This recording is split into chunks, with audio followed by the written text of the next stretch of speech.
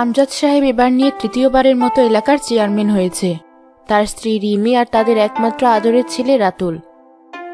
বরাবরের মতো এবারও রাতুল বায়না করছে শহরে বড় মার্কেট থেকে কেনাকাটা করবে।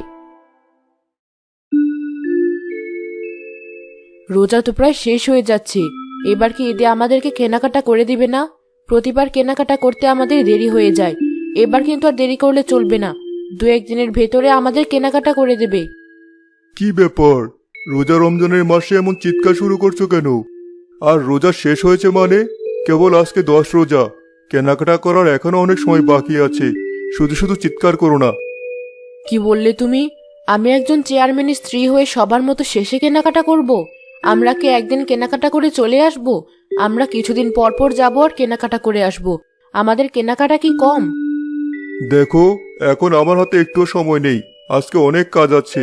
তুমি টাকা নিয়ে কেনাকাটা করে নিও, তোমাদের যা যা প্রয়োজন। আর কোনো কম দামি জিনিস যেন কেনা না হয়। তুমি কিন্তু চেয়ারম্যানের বউ, এটা মাথায় রেখে সব দামি দামি জিনিস কিনবে। হয়েছে, আমাদেরকে কেনাকাটা নিয়ে তোমাকে আর ভাবতে হবে না। এটা তো নতুন কিছু না, প্রতিবারই কেনাকাটা করতে যাওয়ার সময় তোমার কাজের ব্যস্ততা চলে আসে। ঠিক আছে, আমি না হয় রাতুলকে নিয়ে গিয়ে কেনাকাটা করে আসব। আচ্ছা যাও, এবারই শেষ। এরপর থেকে আমি নিজে গিয়ে তোমাকে আর রাতুলকে কেনাকাটা করে দেব। বুঝতেই তো পারছো, এলাকার তৃতীয়বারের মতো চেয়ারম্যান হয়েছি, আমার কত দায়িত্ব। এরপর থেকে যদি তুমি আমাকে আর রাতুলকে কেনাকাটা করতে না নিয়ে যাও, আমরা কিন্তু কেনাকাটা ছাড়াই ঈদ করব।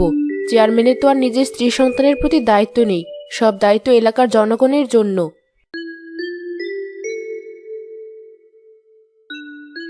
রিমি রাতুলকে নিয়ে কেনাকাটা করে আসে।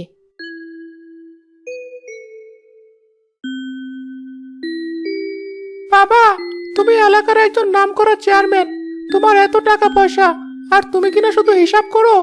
আমি তোমার একটা মাত্র ছেলে। কাল কেনাকাটা করতে গিয়ে আমার একটা সাইকেল অনেক পছন্দ হয়েছে, মাকে বললাম, আমাকে সাইকেলটা কিনে দিল না।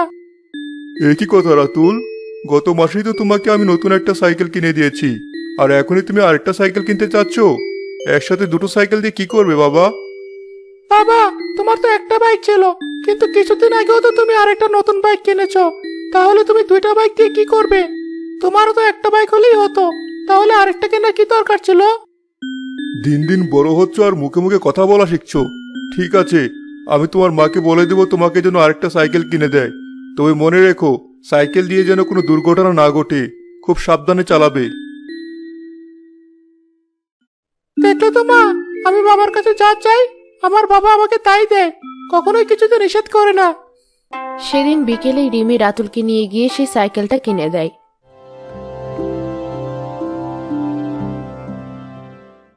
তোমার আশকারা পেয়ে ছেলেটা মাথায় উঠে যাচ্ছি। 1 মাস আগে একটা সাইকেল কিনে দিয়েছো, আজ আর একটা সাইকেল কিনলো। দিনের পর দিন রাতুলের বায়না বেড়েই যাচ্ছে। আরে তুমি এত চিন্তা করছো কেন? এই বয়সে ছেলে মেয়ে একটু বায়না করবেই। আর আমার একটা মাত্র ছেলে, আমার এত টাকা পয়সা সব তো তোমাদেরই জন্য। শোনো, সেদিন মার্কেটে আমার একটা শাড়ি খুব পছন্দ হয়েছে, টাকা শেষ হয়ে গিয়েছিল বলে কিনতে পারিনি। তুমি আমাকে শাড়িটা কিনে দিবে? আরে এটা এভাবে বলার কি আছে? তুমি আমার একটা মাত্র স্ত্রী, একটা না, তুমি আরো 3-4টা শাড়ি কিনে নিয়ে এসো, আমি টাকা দিয়ে দেব। আচ্ছা ঠিক আছে। আর তোমার ছেলে ঈদে কি